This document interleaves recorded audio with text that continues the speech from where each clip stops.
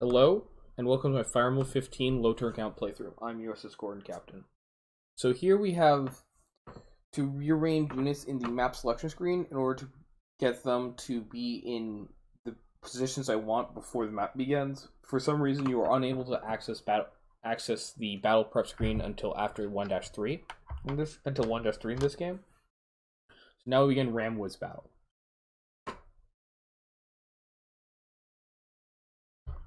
An important part of this Ramswood battle is going to be training 3 units: Alm, Cliff, Faye, and Tobin. Alm and Lucas here, along with Gray, will be weakening the enemies so that Cliff, Faye, and Tobin can get their kills. Cliff and Faye are unable to double any of the brigands in this chapter, whereas Tobin, Alm, and Lucas all are. One other important thing to mention is that Faye, Tobin, and Cliff all need to get to level 3 so they can promote to their various classes. The important stats to look at for various classes, for various units: Tobin's speed growth is the most important growth to look at in terms of what you're going to be doing with him. For Gray, you need to look at his strength and speed growth. And for Cliff, we're going to be looking at his speed and defense growths primarily.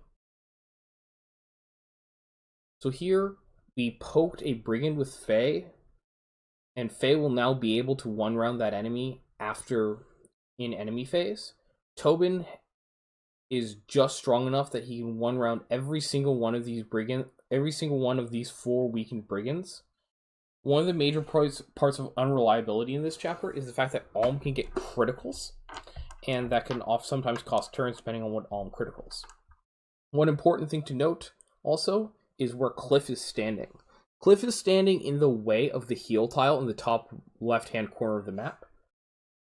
Enemies will run to the heal tiles if they are below half HP in order to try to heal. However, if every single heal tile is blocked by a player unit, enemies will instead be aggressive and try to kill player units since they are unable to heal.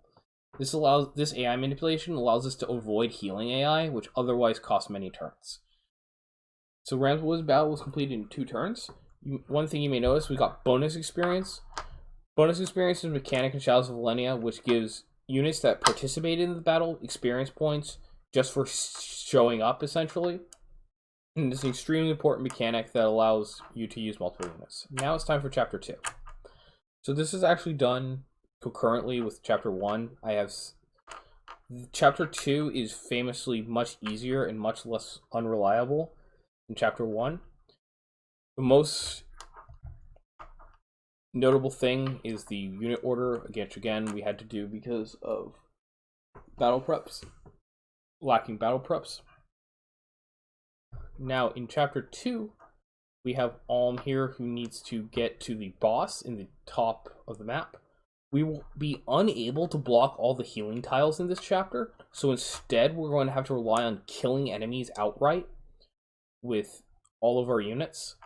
Cliff and Faye are both going to need to get kills in this chapter so they can get to level 2. They will then be able to use the next chapter to get to level 3 so they can promote. Gray and Lucas and Alm are going to be mostly focused on completing the chapter objective, which is routing the map, and not focus so much on getting experience points. Here, in this section, we have Alm fight a brigand. You may notice that actually triggers heal AI for that brigand, so we're going to need to kill him on player phase so he doesn't die. We actually find an archer. Now, archers are an interesting enemy type in Shadows of Valentia. They actually have 1 to 3 range when unequipped without a bow. And then when they have a bow, they get to 4th range. Archers are extremely scary enemy class, and you have to kill them on player phase for the most part, unless you have your own archer. So here Alm gets right next to the boss. Alm has to enemy phase down 3 different brigands in order to clear the map. And there's also the archer to worry about for Lucas and Gray. Faye here gets a speed level up and an attack level up. The speed level up's really nice because it improves reliability quite dramatically of a couple of this upcoming strategy. Here we don't have Tobin fight anything. That's in order to conserve his HP.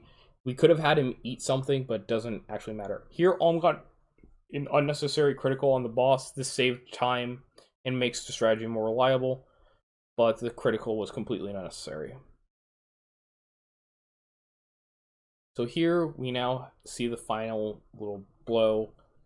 Cliff gets an unnecessary critical, but that does help Cliff get the level up.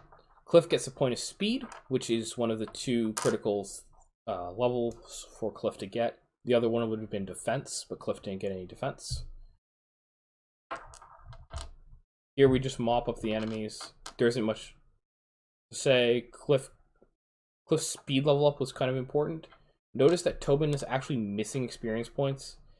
Theoretically, you can, with exactly perfect level experience distribution, get a level 5 Tobin, a level 3 Cliff, a level 3 Faye, and a level 6 Gray. However, I have never actually managed to do this, but Karma has shown that this is in fact theoretically viable. And that's chapter 1-2 completed in 3 turns. I'll see you guys next time. Peace.